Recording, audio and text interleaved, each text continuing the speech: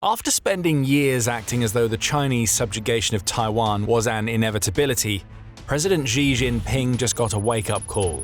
Something deadly has just entered the Taiwan Strait, and it's delivered a show of force that has humiliated China.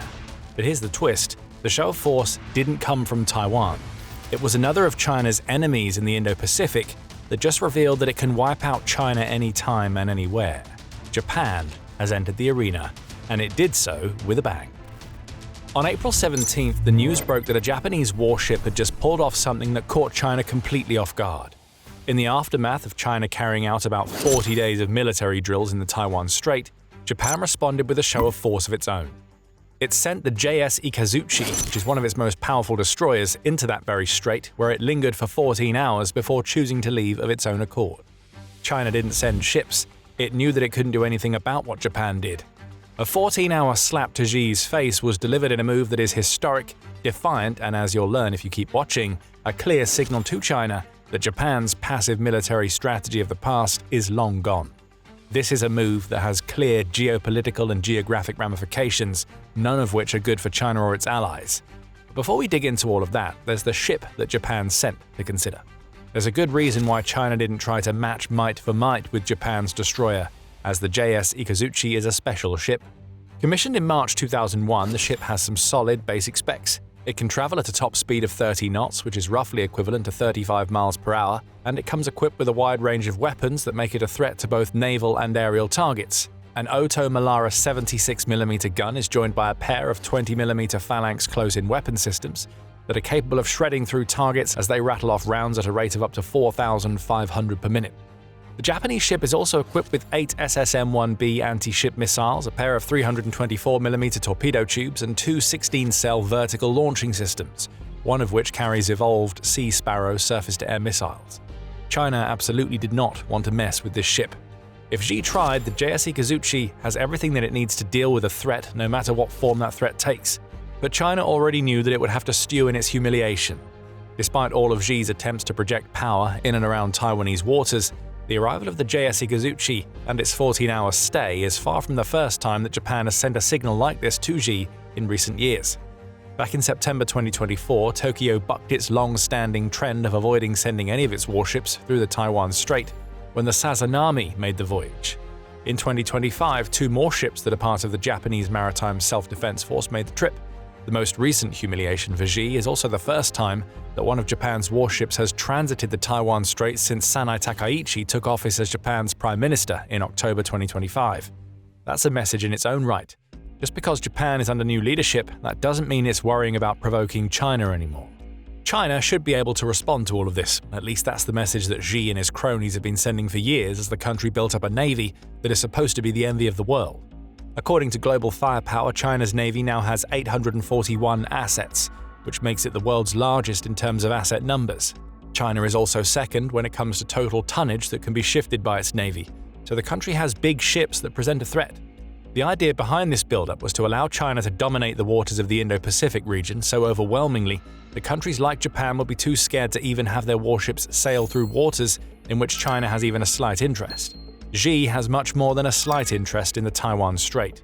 Japan just sent one of its top destroyers there anyway. As for China's response, it's the equivalent of writing an angry letter to decry somebody who just wound up and punched you square in the jaw. All that China has been able to muster up is a weak denunciation of the supposed provocation that Japan just participated in, along with some even weaker news reports that tried to characterize what Japan did as an affront to Chinese efforts to maintain peace. Arab news reports that Guo Jiakun, who is the spokesperson for China's foreign ministry, could do little more than call Japan's deployment of its warship into the Taiwan Strait a display of force that is one of mistake upon mistake that threatens Chinese sovereignty. The hypocrisy that rings from that statement is unreal. Xi has been threatening Taiwanese sovereignty for years now, but that isn't going to stop him from using his mouthpieces to make the same claims against nations that won't dance to his tune. Nippon carried more of Guo's words as the spokesperson tried to claim what Japan did undermines the peace and stability of the Taiwan Strait, and Japan had crossed a red line that should never be crossed. Again, it's a flabbergasting response, given the constant threats and intimidation that China engages in against Taiwan in this very strait. But what stands out among all of this is that China issued a whole lot of words, but no sort of military response. China did claim to have tracked the Japanese vessel, though. That's something, we suppose. No interception was attempted in waters that China tries to claim are its own, but Xi and his cronies watched as a dangerous Japanese destroyer took a leisurely 14-hour journey through the Taiwan Strait. The reality that China doesn't want anybody to know is that Xi started all of this, and he now looks like he's too afraid to follow through. For 40 days between March and April, China had been practicing a naval blockade of Taiwanese waters, in what was clearly meant to be a signal that Xi is drawing closer to pulling the trigger on an invasion than ever before. That blockade rehearsal followed on from China conducting a series of military drills around Taiwan in December 2025, which also simulated a blockade, along with the seizure of key locations in Taiwan. That particular drill involved the People's Liberation Army along with China's Navy, Air Force, and Rocket Force. Justice Mission 2025, as China dubbed it, also happened to take place right after the US rubber-stamped an $11 billion weapons package to Taiwan, which is among the largest that the US has ever delivered. So it's Japan that is ruining the peace in the Taiwan Strait, is it? Something tells us that China has been doing a lot more to ruin the peace than anybody else. Japan itself has also been a target of China's attempts to intimidate. In February, China sent a fishing fleet consisting of more than 20 boats into Japan's Exclusive Economic Zone, or EEZ. An EEZ is an area of the ocean that typically extends about 200 nautical miles from a nation's territorial waters, over which that nation has jurisdiction over resources. China sending fishing boats into that EEZ was meant to be a surface-level provocation, a message from Xi that China could move into Japanese-operated waters at any time and steal resources from under Tokyo's nose. But the Chinese mission went deeper than that. China's fishing fleet was actually a wolf in civilian clothing, as the ships were clearly there to do a lot more than fish. What that was exactly we don't know. Spying, perhaps? We never got the chance to find out, as Japan's response to this incursion was to send military attack helicopters and patrol vessels armed with water cannons to force the Chinese fishing fleet to flee Japan's waters. Therein lies a contrast. China sends boats into Japanese waters and it's met with a clear military response that tells Xi that he shouldn't push his luck. But Japan sends a warship on a 14-hour journey through the Taiwan Strait, which China considers its own, and nothing comes from the Chinese Navy. There was no instant response, no attempt to ward off the Japanese ship. Just a humiliated Chinese president who could do little more than get one of his cronies to cry about the provocation. Xi should be crying about a lot more than that. Signals have been sent by Japan, and Xi now knows that his plans to invade Taiwan are threatened.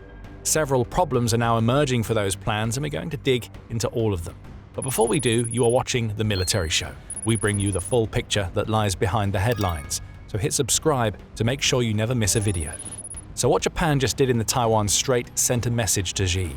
Two messages, in fact. First, Japan has let China's president know that he can't just practice blockades of the Taiwan Strait and expect to get away with it. The JS Ikazuchi's voyage through that waterway is basically Japan letting China know that no blockade will stop it. If Japanese ships want to sail, they will. But the second message, and far more important one from Xi's perspective, is that Japan is no longer taking the passive military approach that has defined its place in the Indo-Pacific for decades. That stance saw Japan commit for years to only defending its own borders. Japan didn't really have a military, at least in the sense of a force that it could use to attack another nation.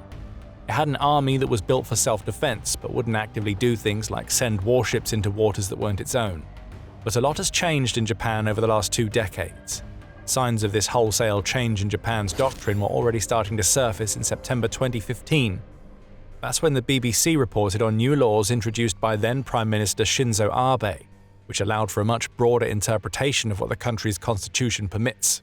That constitution, specifically Article 9, which was introduced in the wake of World War II, says, "The Japanese people forever renounce war and the threat or use of force." Abe's new law introduced something dubbed proactive pacifism into the equation. In short, threats to Japan's national security were making the constitution of the past seem like a relic. Pacifism only works when there isn't another nation undergoing a massive military buildup that is clearly designed to make it the kingpin in the Indo-Pacific. Over a decade later, the East Asia Forum declares that Japan's quiet break from pacifism is getting a whole lot louder. The country has introduced its Official Security Assistance, or OSA, mechanism, which allows it to provide Japanese defense equipment to what Japan considers to be like-minded countries. That program, which was put in place in 2023, is clearly designed to equip nations battling against tyranny. The amounts of money that Japan has been handing out under this program are small in military terms. Just $12.5 million in 2023, up to $31.2 million in 2024, and then $44.3 million in 2025. You're probably seeing a pattern here. With each passing year, Japan is spending more on military aid to other countries, with most of these donations being focused on nations that sit along the sea lanes that Japan considers to be vital to both trade and security. China covets a lot of those same lanes. Xi will clearly see the OSA as a threat. Japan has already announced that its OSA budget will be $116 million in 2026, which more than doubles the amount the nation spent in 2025. What we're seeing here is a sleeping giant awakening. It's starting small, millions of dollars in military assistance to countries that just so happen to oppose China, along with sending warships into the one waterway where China wants to see no warships other than its own. But this is Japan slowly relinquishing the pacifism that has defined the nation's foreign and defense policies for decades. Japan is waking up to the fact that it is the one nation out of all in the Indo-Pacific, beyond Taiwan itself, that can throw a massive wrench into Xi's plans for an invasion. And it's not just about the military muscle that Japan wields. Xi will be watching and worrying because he knows that Japan represents a geographic trap for the entire Chinese Navy if he chooses to invade Taiwan. China's biggest problem with Japan is that Japan isn't just one island. It's one large island and a whole lot of smaller islands that extend into the East China Sea and provide the nation with advantageous positions in the Philippine Sea and, if needed, the South China Sea. Let's imagine a Taiwan invasion scenario for a moment. Xi's perfect scenario would be that China could invade Taiwan with no other nations caring. That would allow Xi to dedicate China's full naval force to Taiwan, but that isn't going to happen. For China to pull off a Taiwan invasion while keeping the island's allies at bay, it's going to have to send its warships and submarines deep into the Pacific Ocean. Standing in China's way is Japan, a natural geographical wall. China knows this. It calls this wall the First Island Chain, which stretches from Okinawa in Japan's south all the way through to Taiwan. In the East China Sea alone, there are the Senkaku Islands, which are tiny islets that are administered by Japan and contested by China. Seemingly insignificant due to their size, these islets lie just north of the Miyako Strait, through which China's warships would have to pass to reach the Pacific Ocean. The Okinawa Islands are also part of the Ryukyu Archipelago, which includes the Miyako and Yaeyama Islands. Immediately, we see that Japan is a problem. China would want to head off any US force that comes to Taiwan's aid, and it won't be able to do that if Japan uses its warships to close off the Miyako Strait. Xi has the option of trying to blockade the strait himself. As the South China Morning Post points out, that would give China the option of essentially holding Japan's island chain hostage. However, this is far from a perfect solution. For one, if China's warships are busy with a blockade, they're not doing anything that could stop the US from sending ships across the Pacific. The Miyako Strait would potentially become the site of a second naval battle far away from Taiwan, and Xi can't afford to have his focus split. Speaking of split focus, Japan wouldn't take China trying to create a blockade in Japanese territorial waters lightly. China could try, but Japan would likely unleash its warships, as well as target China's vessels with missiles launched from the mainland and from the small islands that China would want to make non-factors. Plus, there's the Okinawa problem for Xi. That island may stand as the most impressive monument to the cooperation between the Japanese and American militaries that there is. Right now, the US maintains several military bases and a population of 80,000 people on Okinawa.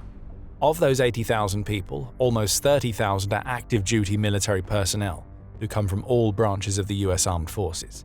That US presence means that any direct attack that China launches against Okinawa, which would be almost inevitable if either country blockades the Miyako Strait, would bring the US into the mix during the Chinese invasion of Taiwan. The US may well be in the mix anyway, but it would have an extra incentive if Chinese missiles suddenly started striking American bases. Japan has been quietly building up for something like this for a while. If it needs to create a blockade, it has the ships to do it. The likes of the JS Ikazuchi would be invaluable, of course, but perhaps even more important would be Japan's helicopter carriers, the JS Izumo and the JS Kaga. Those carriers don't just carry choppers anymore. Japan has upgraded them so that they can each hold between 12 and 15 F-35Bs. Add that aerial firepower to 48 modern destroyers, and Japan has a navy that can rival China's, if not in asset numbers, then certainly in terms of firepower. At the very least, this is a navy that could carry out a Miyako Strait blockade that would hold until the US arrives with its aircraft carriers and destroyers. Perhaps Xi could hope that Japan just wouldn't want to get involved in a fight over Taiwan, but those hopes have been dashed. Just weeks after becoming Japan's Prime Minister, Sanai Takaichi declared that any Chinese use of military force against Taiwan would be considered a survival-threatening situation by Japan. Even without the clear shift from its self-defense-focused doctrine that we have been seeing, this is a clear indication that Japan would battle against China if Xi follows through on his plans for invading Taiwan. There is no ambiguity here. This is explicit. Japan is telling China that what Xi plans to do constitutes enough of a threat for Japan to respond with military force. Xi believed himself to be the power broker in the Indo-Pacific. With one warship, Japan has proven that isn't the case, leaving China's president humiliated. This is a classic Japanese understatement, but the message is loud and clear. As for what happens next, there is going to be more wrangling between China and Japan.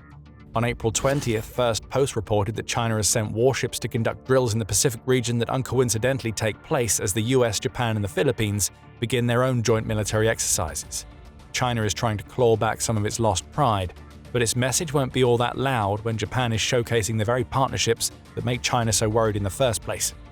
And thousands of miles away, one of Xi's allies is feeling the shockwaves. It was only on April 15th that Vladimir Putin sent a pair of frigates and a supply ship from Russia's Pacific Fleet to China for a 5-day visit. The timing of Japan's move in the Taiwan Strait won't have escaped Putin's notice.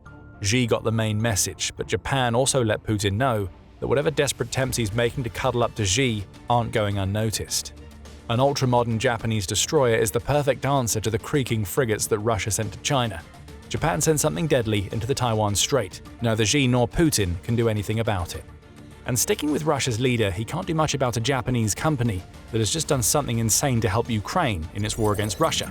A new partnership is blossoming, and the weapons that are heading into Ukraine are just the starting point of an alliance that could reshape Europe and the Indo-Pacific. Find out more in our video, and if you enjoyed this video, make sure that you subscribe to the channel to see more of our coverage of the latest developments in the evolving Taiwan situation. And thank you, as always, for watching.